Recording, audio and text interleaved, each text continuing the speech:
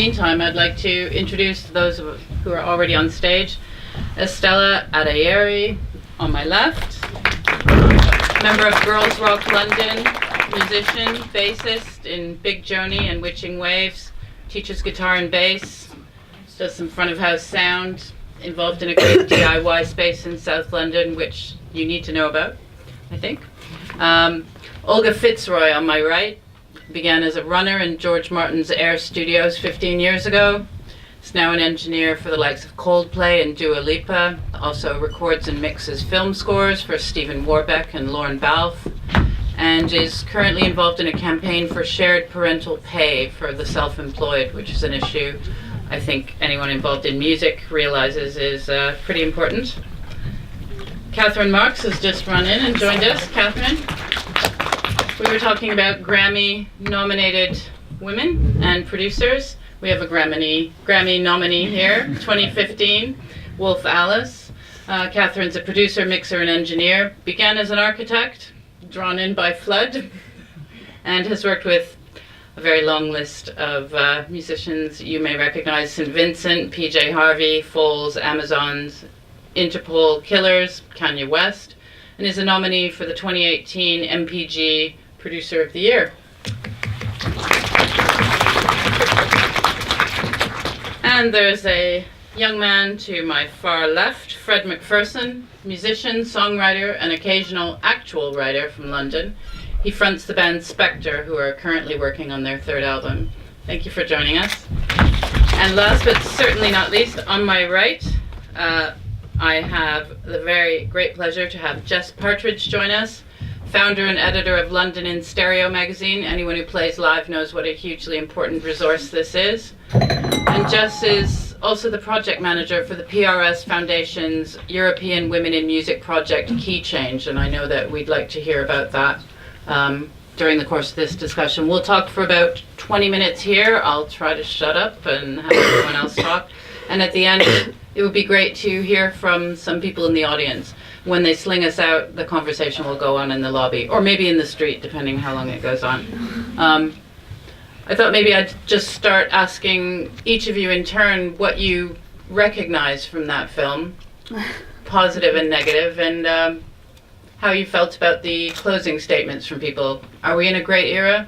I feel great. I know they're looking out here, how many women there are in the audience, and men as well. What did you think of the film, Jess? Oh, I thought it was amazing. I feel like there's a lot to digest. And I recognize so much of it, especially around Key Change. I feel like we're having a lot of these conversations fairly regularly now, which is great. But this was such a comprehensive mix of incredible people discussing it. So, Olga, you work in studios. This was a key focus of this film. Obviously, women in music could be the subject of many, many more films, but specifically with regard to what happens when you go into a studio. How did you feel that was presented? Is there anything you'd like to add to the message that may or may not have been there? I thought it was a little bit more negative than what I've experienced personally, and I know everyone's experience is different, so I'm not saying it didn't happen to those people, but I think generally studios I've been have been really welcoming and inclusive, and I haven't felt bad for being outnumbered. I haven't felt awkward or uncomfortable generally. Of course, there's always someone who occasionally might make a comment that you might find offensive, but that happens everywhere. It's not particularly the gender thing so much. I think the thing that the documentary sort of touched upon was that it starts much earlier than when people go and get jobs. It's when they're kids, when they're children. Because I've got a little boy, and I notice the difference between the toys that he gets given to the toys that my friends' little girls get given, and I think that is probably much bigger sort of influence as to why there's fewer women in like music tech. Because also, like, when I did college courses, it was roughly the same kind of ratio, maybe like 5% women in the courses, and that's kind of what seems to have carried over to studios. So I think it starts before people even get to applying for those jobs. Right. What do you think, Estella? How did you feel that film represented your experiences or those of other women around you? I think it brought up a lot of topics that I've kind of been thinking about already with regards to women entering kind of all aspects of the music industry. So, for example, sound engineering, as well as performing on stage or playing an instrument. And I liked that a lot of people brought up the kind of socialisation around whether women are allowed to be loud and play those loud instruments like the drums, and also, like, I have spoke to women who have got into sound engineering and then have felt pushed out by the machismo or people making comments about their physicality and not being able to, like, you know, kind of move around the gear or like shift huge guitar caps and stuff like that. So it was kind of useful to hear, I guess, my own experiences be validated in that. And I do think that there are a lot of positives coming out of that kind of scene, and for me it's seeing the kind of collectives that are encouraging women to get into music and also support each other in music. So Girls Rock, the one that I'm involved in, would be an example, but also I've seen just in London alone kind of like workshops to encourage women to get into producing. I've taken part in workshops that encourage women in sound engineering, etc. So I guess kind of knowing that those structures are out there kind of made me feel a little bit positive at the end of that film. Catherine, your perspective, having worked in studios for some years, are you seeing a change? Do you feel reason for hope? What was your take on the film? I definitely see, well, yes, I feel very hopeful, and in like the last 13 years I've seen that change like happen from like being the only one to like being part of a kind of broader community, or at least meeting people along the way. And but I feel conflicted about the film because on one hand I know it's important that we have these kind of conversations and people have had negative experiences, but if we want to encourage women to get involved behind the desk, we need to show the positive examples.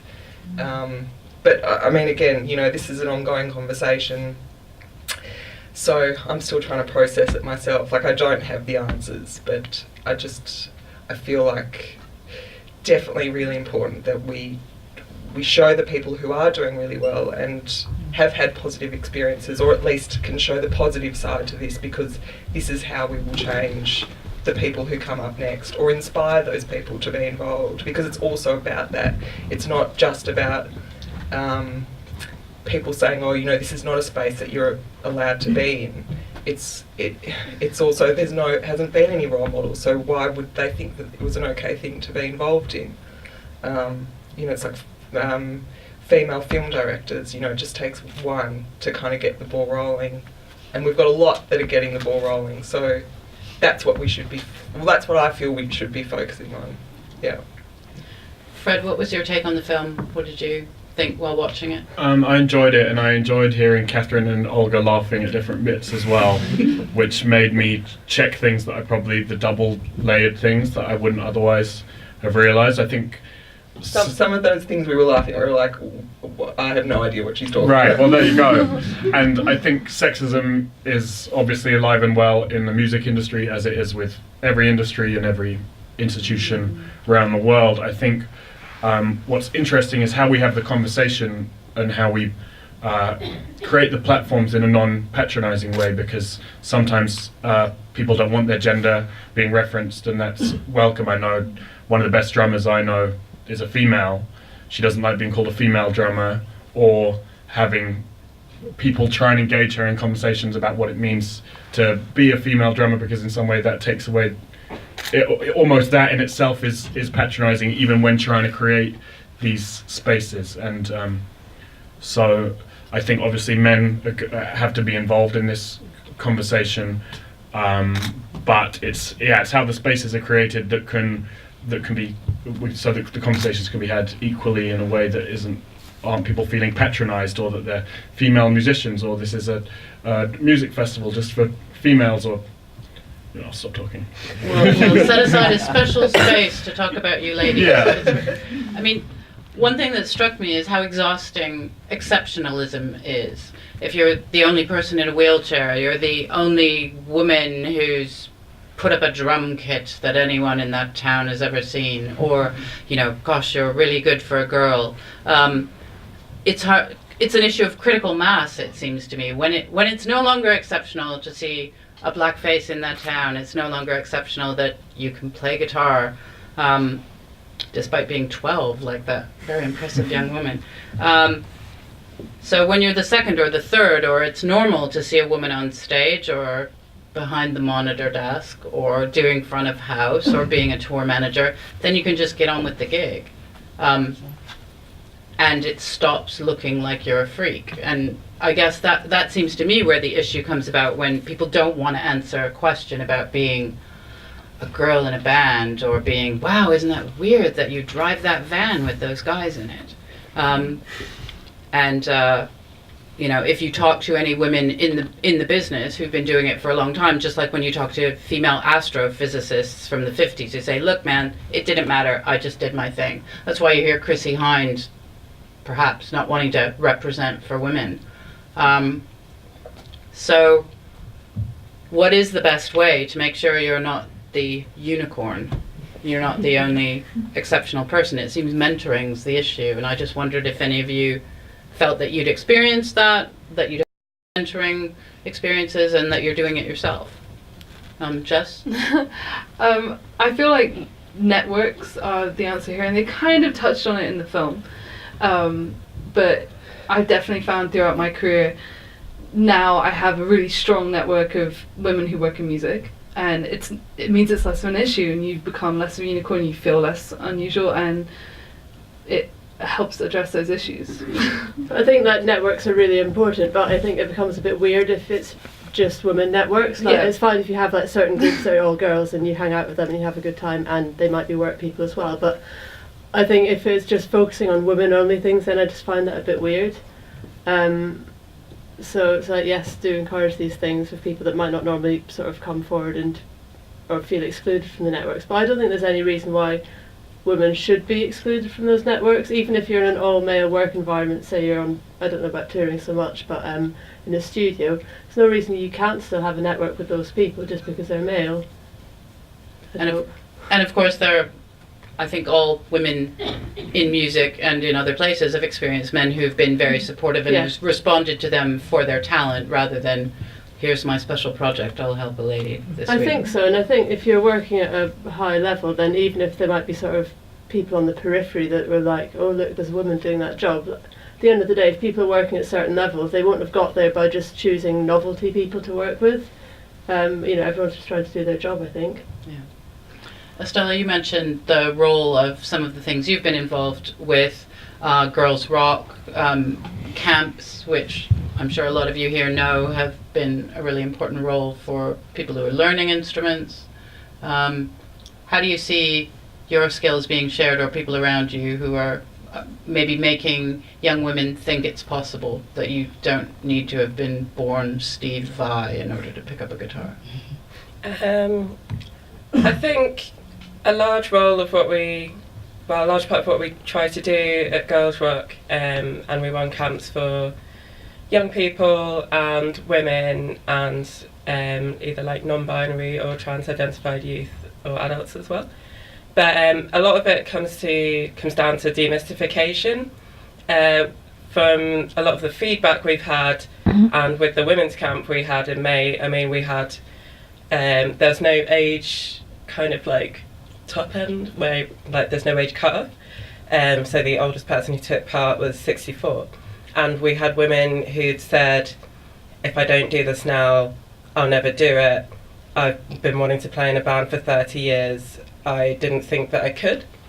And just being able to explain that there's no like magic field that you need to be a part of to get up on stage and be a musician. For some people that's actually like a really mind-blowing thing, and not underestimating the fact that if you haven't seen somebody who looks like you playing guitar or behind a desk, that it can be really scary to think that you could do that. And even if, I guess some of it's like not knowing as well, so even if you do decide, oh, I do want to be a sound engineer, and you go off and you want to do a course and it is all men, I think part of the not knowing how they're going to respond to you, even that can be intimidating and off-putting as well. And like they spoke about in the film, just having to go in and have your backup just in case something's going to happen in that music shop. Like, that's just another bit of labour that maybe women or just like non-cis men have to put up with on a daily basis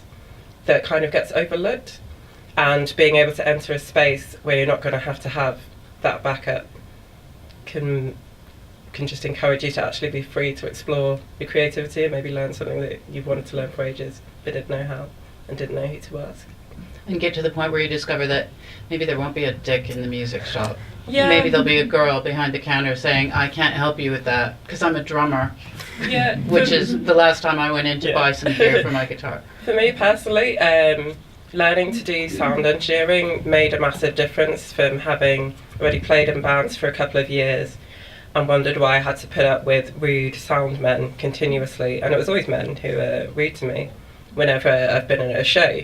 And learning how to do it, I was like, the core principles aren't that difficult, so why are you making out like it's a holier than thou position and that you need to speak down to everybody when it's perfectly capable for you to do that job and not be rude and unprofessional. And just being able to also be in a band, know what I want to ask of the sound person, and kind of like have almost like that guard of being like, well, actually I do know what I'm talking about, so if you try and give me any shit, basically, I'm going to call you up on it, made me feel a lot more confident as well. Catherine, what about the role of mentors and sharing expertise and... Yeah, crucial. Sorry, throughout that like whole conversation I kept thinking, God, I really want to be a unicorn, but probably not in the way that you meant it. I've got the outfits out back. Yeah, okay, awesome. Yeah, I mean, met them. I had fantastic mentors, but I had to I mean, I've had interns as well who, I mean, the job that Olga and I do is very specific. I mean, it's personalities and personalities in a room together, a contained room. So, sometimes there are guys who just, runners or assistants who get kicked out because they're sort of annoying, or it's an odd situation for a long period of time. And yeah, I've had sort of interns or assistants who perhaps we haven't got along, whether it's a guy or a girl, and I've really wanted the girls to be amazing, but for whatever reason it hasn't worked out. But I've said, just because it hasn't worked out with me doesn't mean you need to give up, because I had situations where when I was assisting working for producers, not because I was a girl, or at least I don't think it was because I was a girl, but our personalities didn't work. I didn't understand the way they needed someone to be, and you are in a support role at that point, and they're under a lot of pressure. So, but I didn't give up. I found people who I did work well with and who did respond to me and encourage me, and yeah, I sort of never felt disgruntled. And I imagine that's like any career. You have people that you kind of work well with, and people that you don't, so you move on and you try the next thing. But if you want it, you have to keep going and not, as Sarah from Tegan and Sarah was saying, girls get rejected, but guys get rejected too. So, we have to kind of suck it up and not always think that it's just because we're women. Maybe we're not good enough at that point. And I've definitely had situations where I wasn't experienced enough and I wasn't good enough. And I got rejected. But yeah, I kept going, and but you find those people who help you learn and encourage you to keep going. Yeah. Fred, the world of a chart act signed to a major label, or at least the chicest boutique end of a major label, it's a competitive business. Is it realistic to think that someone in your position can be a mentor, can be sharing social capital, sharing knowledge, when the pressures on your head are greater and different than, with the best will in the world, people picking up guitar for the first time at a community centre? Well, it's funny you mention picking up a guitar for the first time, because looking back to when I know starting bands, we were 15, 16, 17, a lot of terrible musicians, and I knew people who we were just trying to play a stroke song or something, and there'd be girls we knew who played guitar who could show us how to play it better. We still wouldn't dream of inviting them to join the band. And Why not? I guess there's sexism. It's just so ingrained in some way. I was just like buying copies of the NME and sticking up all these like vaguely homoerotic pictures of 5 men in leather jackets until it covered every wall of my bedroom. Thought one day that'll be me. Yeah, and my mum's a relatively militant feminist and raised me to believe, in complete male-female equality. And yet, when it came to the pivotal points where we could have created a safe space for men and women to be equal as we grew up, we shut women out to a certain extent. And so it's funny looking back at that now and thinking, what could I'd like to imagine that kids are very different now, and I'm not speaking for everyone, just a bit personal experience, but it's interesting to think what one can do as someone in a privileged position of performing and recording music to influence people to believe that they could do it. And I saw recently that PRS tweeted that only 15% of the women members are women. Is that right? And that's crazy to think that the PRS pretty much registers every song that's been written in at least the UK, if not the world. And to think that 15% of registered music out there only is... And we're much better than a lot of Europe, because the project I'm working on is European, and it's throughout. I think it's like, of the countries we're working with, it's worse than Estonia, where it drops down to like 8-9%. Yeah, MPG is like 5% women. Well, what role do formal programs play in helping? It's not the only answer, but maybe you could talk about the PRS program and Key Change and what it does and who it's helping. And well, so Key Change was born out of the Women Make Music Fund, and the reason Women Make Music was set up was partly because the PRS registration was at 11%. This is 5 years ago. So they also looked at who was applying for funds, like the Open Fund, for instance, which is a very kind of flexible project-based fund. And they found you ask them for money and they give it to you. What do you do with it? No, for those who are not PRS members and may not know. Applying for funding. Who can apply for funding? Anyone can apply for funding. There's so many different funds, and they all provide different functions. So there's like writer-producer fund and composer fund. They all have different functions, but for instance, the Open Fund, as respective to its name, is the most flexible, and it can be applied for organizations and individuals, artists. So anyway, the percentages of women applying for that were really, really low, and therefore obviously the awarded money was going to significantly less women. So they set up Women Make Music, which is the same as the Open Fund, but only women are allowed to apply for it.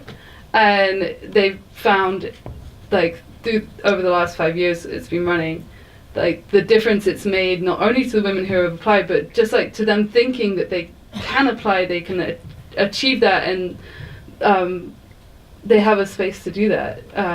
Has been amazing. So then Key Change was born out of that to create a European.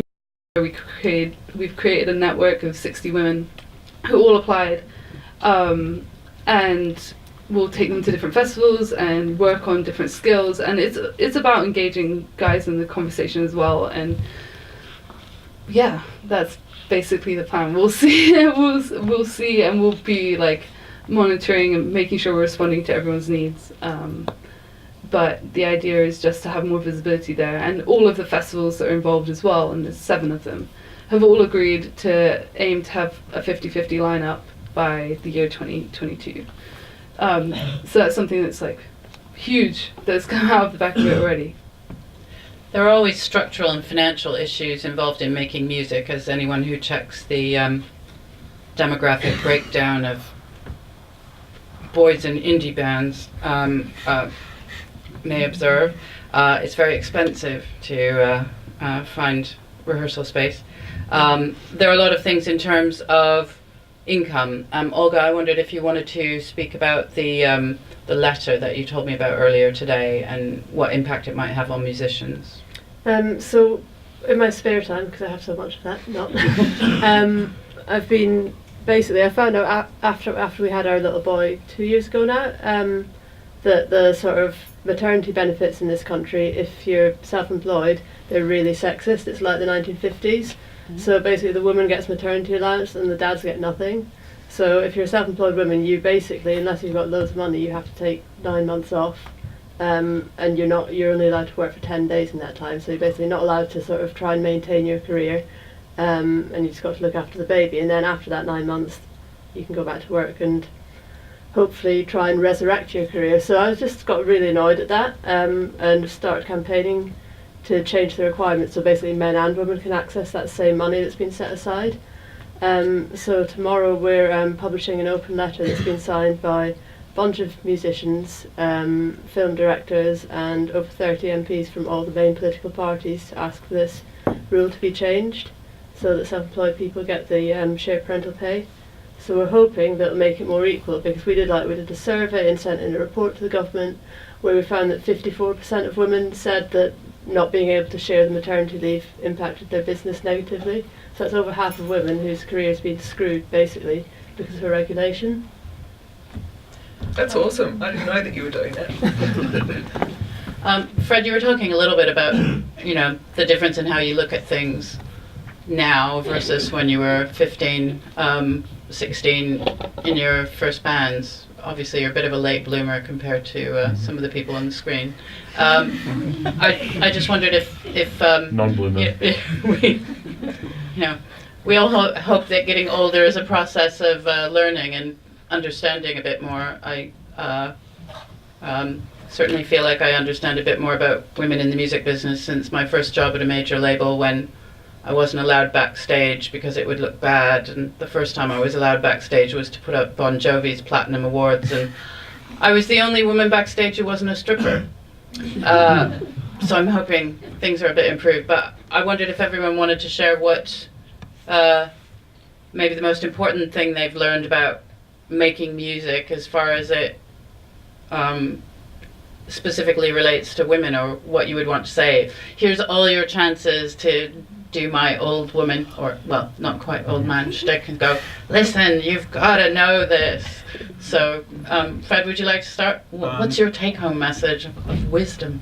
Well, definitely learning from younger people, and to just give a shout out to a group of girls, so I think it's still teenagers, called Girls Against, who run a initiative, I think that's the word, for calling out and making people aware of the amount of sexual harassment that goes on at gigs. And that's something where they educated us about that, and it took people 10 years, our junior, to actually make us aware of the amount this has gone on and still goes on at every step of the way.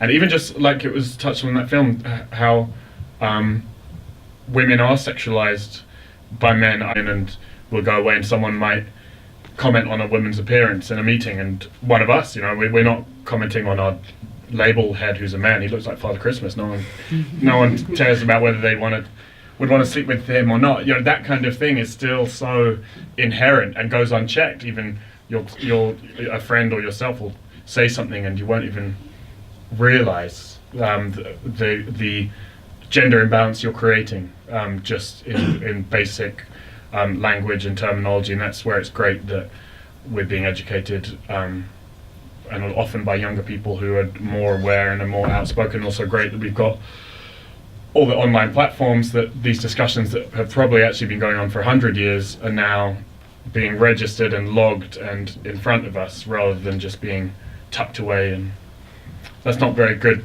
snappy take-home message. No, that's a good one.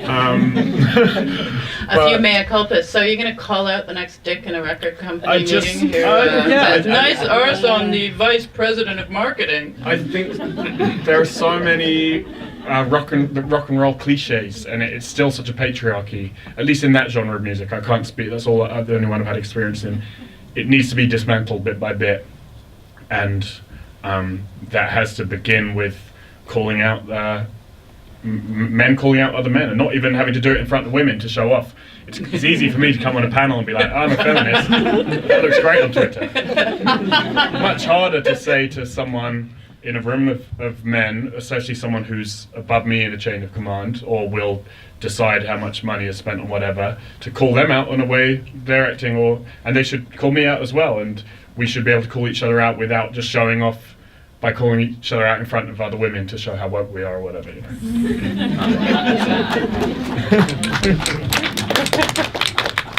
Catherine, great words of wisdom. Oh, I'm making it up as I go along, so I don't. All I know is that I wanted to make great records. That's kind of what I worked really hard to do. I sacrificed a lot. I gave up a lot. I moved away from home. My advice, or my take home, or my advice to myself, as well as everyone else, is I want this conversation to keep going. It's important that we keep having this conversation. But it's important that if you want to do something, don't give a fuck about what anyone else thinks. Just keep doing it. That was snappier than yours. Yeah. Estella, you're next. Could you repeat the... Yeah, words of wisdom, things you know now that maybe you didn't when you were watching your sister playing in a band and thinking, hey, I could do that too. Something you've come to realize over what you've done as a musician and working with.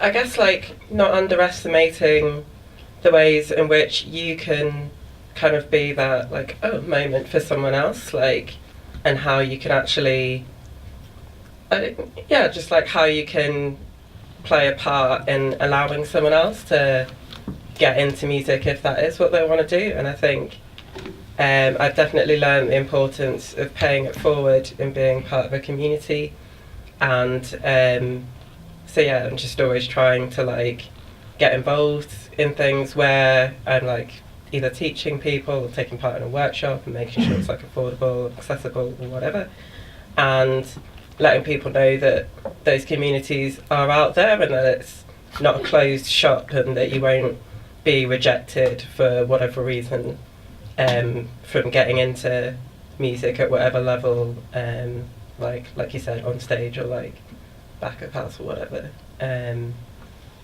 don't really know where to trail off with that. No. Sometimes the closed shop is just a closed shop in your mind. Yeah. You only need one negative experience to think next time the front of house guy is going to be a jerk too, and he might not be. But just one venue manager saying, and whose girlfriend are you? As a tour manager, or being the first lady tour manager anybody had seen, and so you assume that everybody else is going to think that, and can't hurt to have a positive attitude, even for an old cynic like me. Olga. I think Catherine's already summed it up in sort of not giving up and keep on working, because sometimes you might have an idea of what you want to do in your head when you're say 15, but it's not going to happen overnight, so it might take you 10 years to get there. So I guess don't expect things to happen overnight. And as an aside, when you're talking about going to the gear shop or having the sound engineer being patronising at a gig, I sort of make it a bit of a joke now. If I go and buy a hi-fi, I just don't tell them what I do for a job. I just sit there and just listen to them and go, okay. Yeah. So it can actually be quite amusing if you just turn it around, just let them just see how outrageous they can be. And if you're feeling really mean, then you can tell them at the end of the conversation what you actually do for a living. Oh, that's a burn. Jess. I think definitely something that I've always struggled to see is that you can do it. If it's something you want to do that much, you can do it.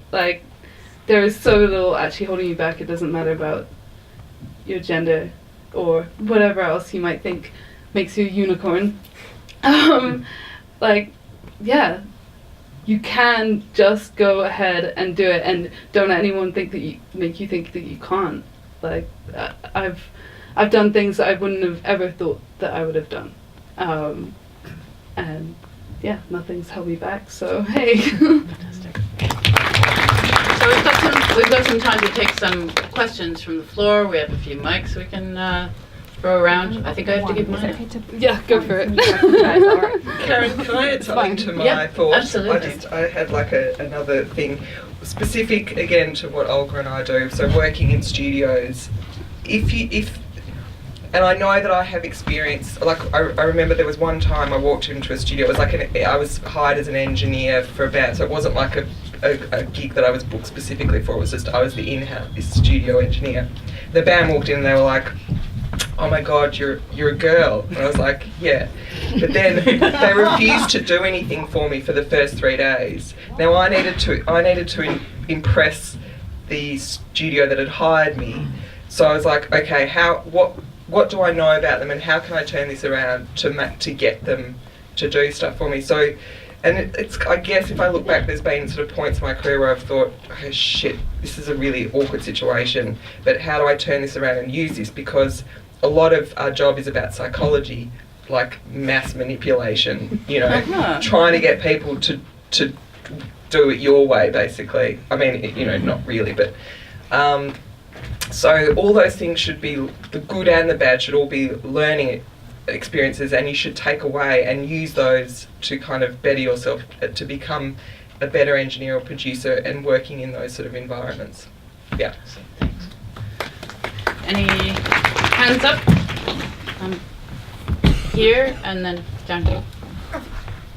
Hi, my name is Marilyn. I am a master's student at Kingston University, and I'm also the operational manager for Visconti Studio there. And I actually attended the National Association for Music and Higher Education in Edinburgh last year. And one of the pieces of research that were presented, and I'm going to put this to Olga and Estella as a friend, because you said from 15 onward, things can change. You work with younger people, and you said, I hope by this generation they'll change. The research showed, it was very interesting, that girls younger than 12 were quite engaged for the most part in things such as music production.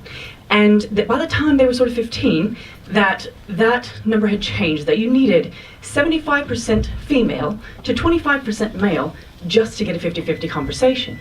And by the time they had moved on to sort of college, they were done. They were done competing. They didn't know how to get in there.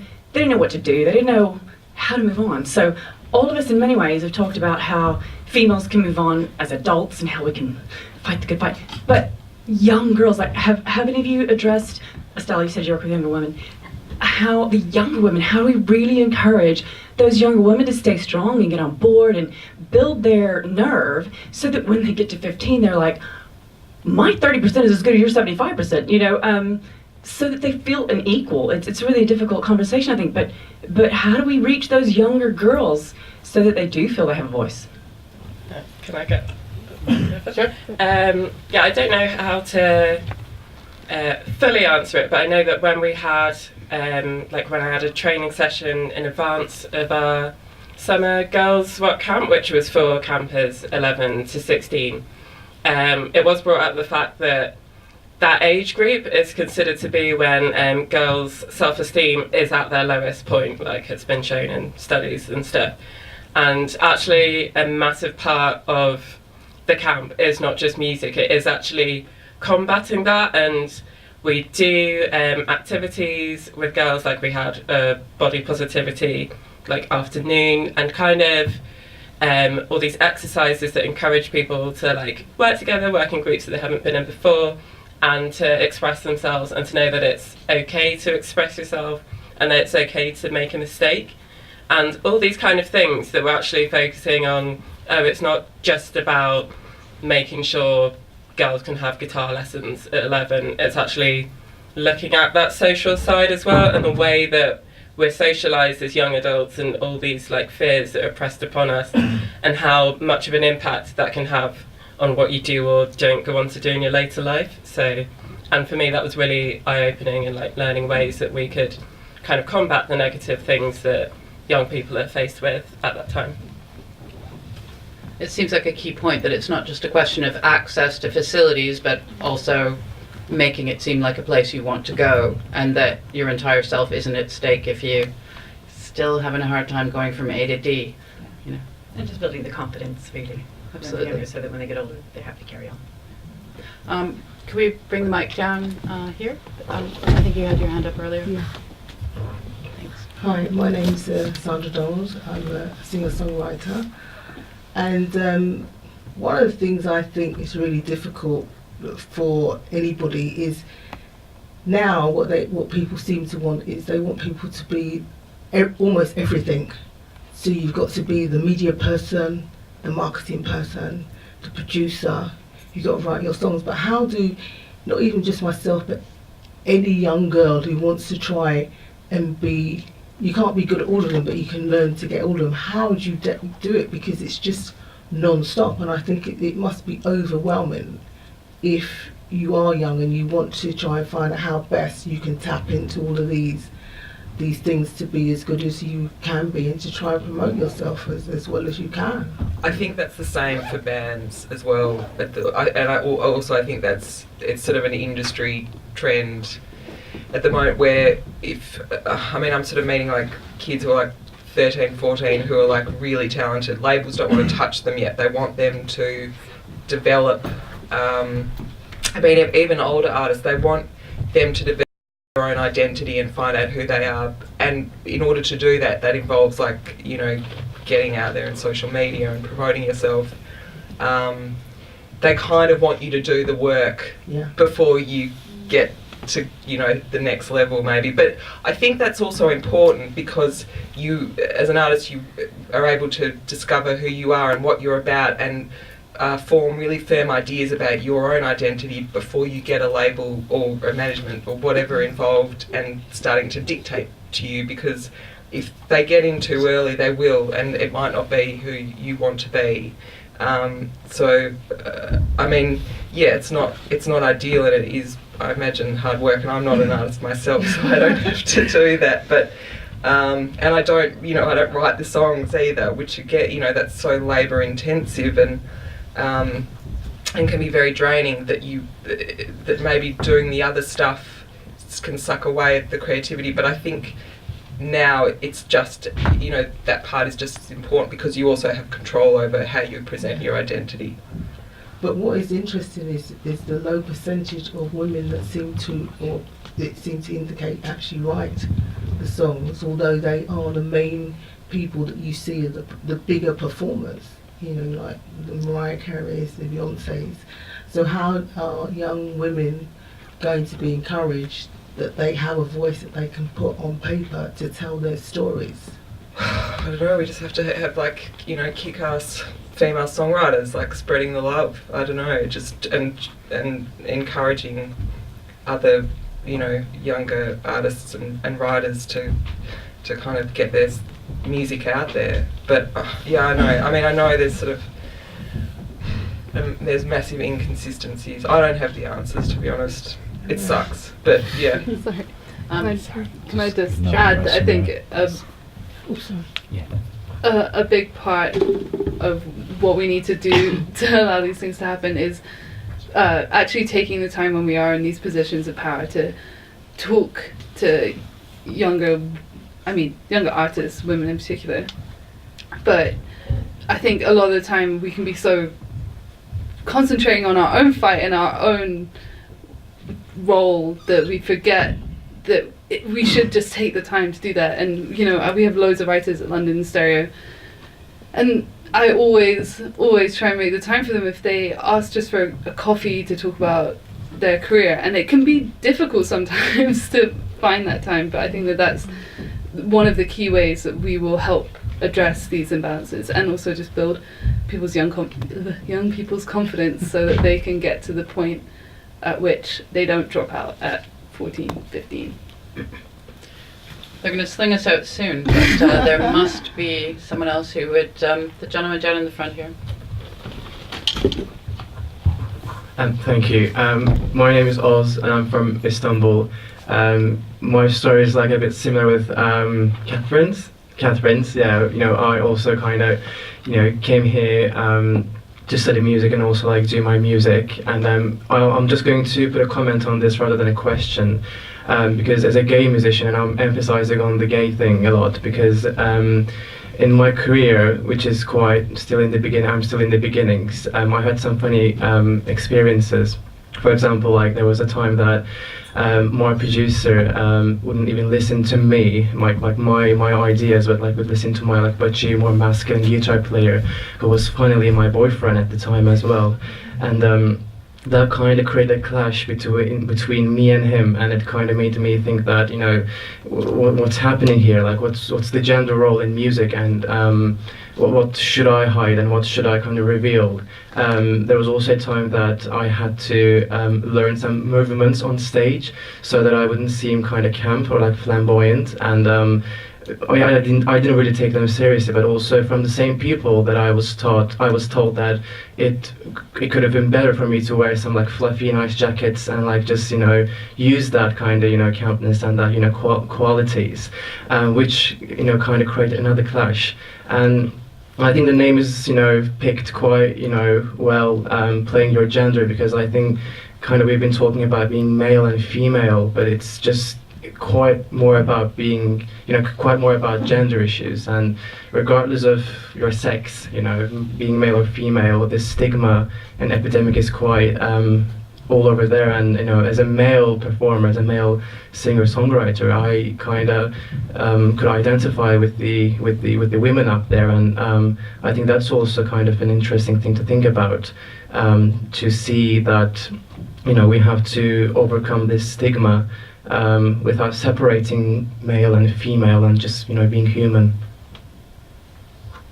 Thanks very much for sharing that.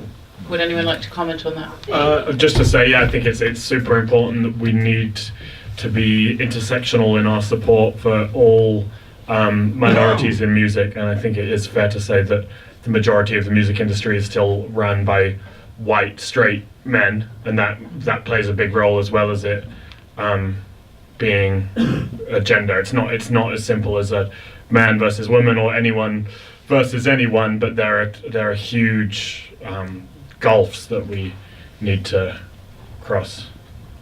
It also seems true to me that obviously people who are hoping to have careers as performers are constantly trying to sort out the validity of advice they're being given, and the reality is that in many places, if you present as a camp man, people will say certain doors are closed to you, and everybody who begins a career is coming to it for the first time. You don't have most of us can't access past lives where we told our manager what to do, and so everyone's going through these things for the first time. There's not a is my manager full of shit, is my producer full of shit helpline. So everybody seems to be going through it separately. One more question. Anyone there? Hey, Thanks. I'm Ray. I'm a railwayman and musician.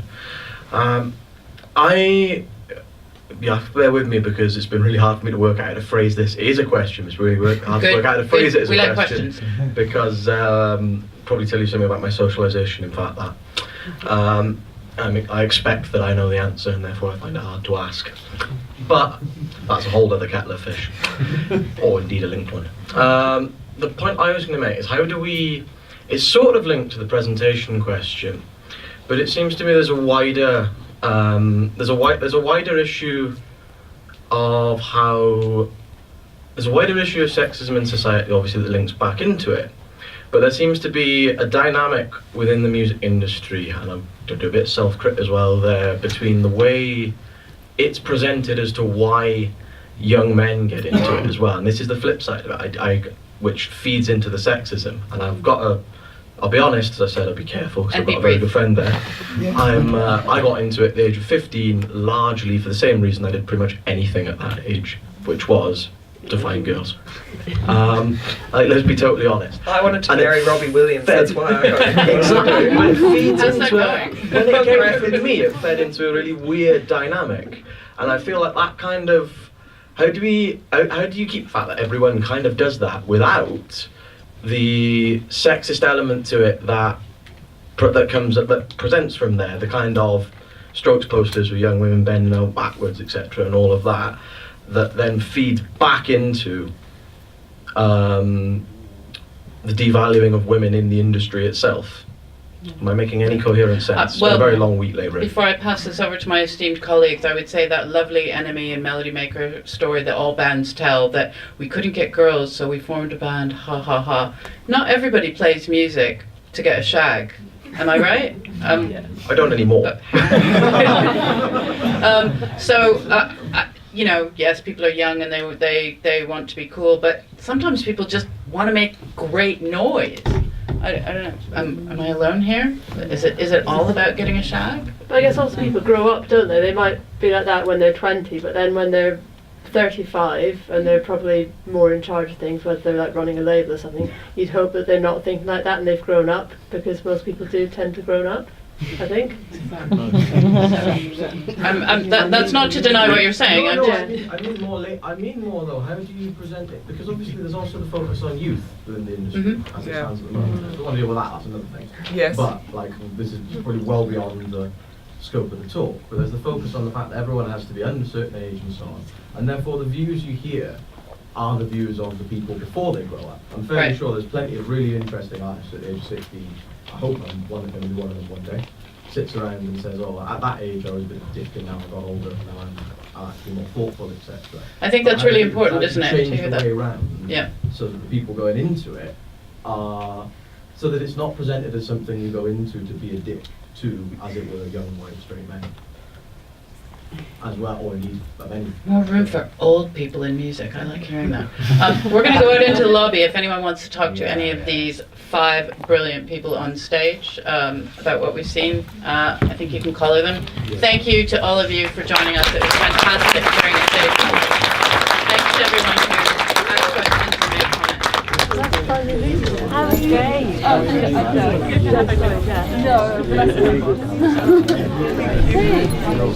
no,